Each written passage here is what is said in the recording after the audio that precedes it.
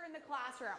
So I get to go all over the province of Manitoba speaking to students like you about agriculture because So Agriculture in the Classroom is a very dynamic organization here in the province, and what we do essentially is connect students at all ages, so kindergarten to grade 12, to agriculture, to understand what agriculture means to them in their everyday life.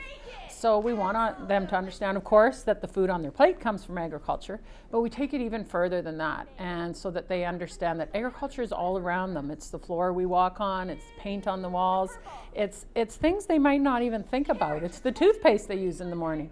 So we want them to understand that agriculture is around them every day in everything they do, and help them make that connection. We have a very successful program called the Made in Manitoba Breakfast Program. We come into the school and we feed the whole student body a hot breakfast coupled with an educational component that they learn about everything they're about to eat and how that should matter to them. And then the students get to eat a hot breakfast, and everything on the plate is a Made in Manitoba product. And then the finishing touch on that is when we serve up the food, the people representing and serving up each of the food items are farmers who produce that food right in the communities where we are. I measure success when we walk out of a school after a program and you've got kids thanking farmers for what they did to make that food appear on the plate. I'm Doug Chorney, and I live and farm in East Selkirk, Manitoba, just north of Winnipeg.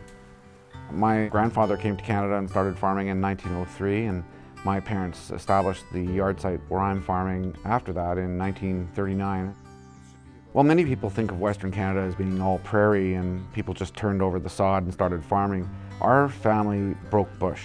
We were in the dark black soil zone, which is quite stony and full of trees, and our parents and grandparents did a lot of breaking of land, but my grandfather worked quite hard at that. By 1928, they were farming nearly 3,000 acres and had 75 horses on the farm to provide power. Today on our farm, we still grow wheat, and we grow oats and soybeans and canola, and grow some vegetables on a small basis for the fresh market. That we have a retail store right on our farm and sell produce to the public, as well as being a commercial grain farm.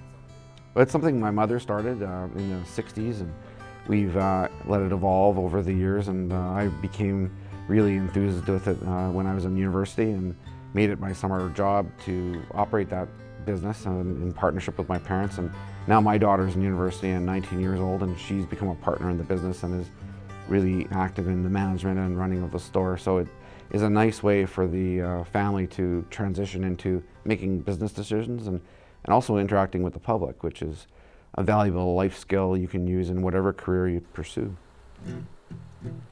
Well, I've come to this line of work out of a desire and love of the practice of producing food. I'm actually a professional engineer by training and worked off the farm after university for several years, and decided when my daughter was born actually that I wanted to be home more and have a life that accommodated time with my family. And I quit my job in 1993 to farm full-time, and I've made sacrifices perhaps in my professional career, but I feel it's been well worth it. It is very fulfilling to be a farmer, and it's a challenge at times from an economic point of view to get through and maintain the standard of living that you become accustomed to when you're in a salaried position. And thankfully my wife has kept her job, and she's a nurse, but you'll find that quite often with young farmers now that there are multiple incomes coming to the household to keep everything going and make it sustainable.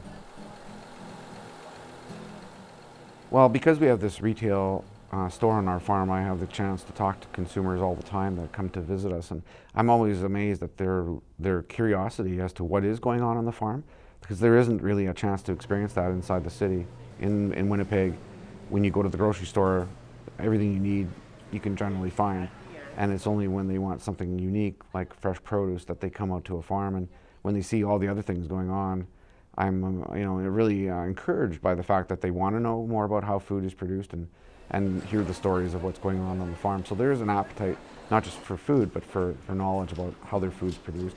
More so in recent times with food safety issues, people are becoming a lot more aware of the fact that it's a good thing to have farmers in Manitoba producing food close to home.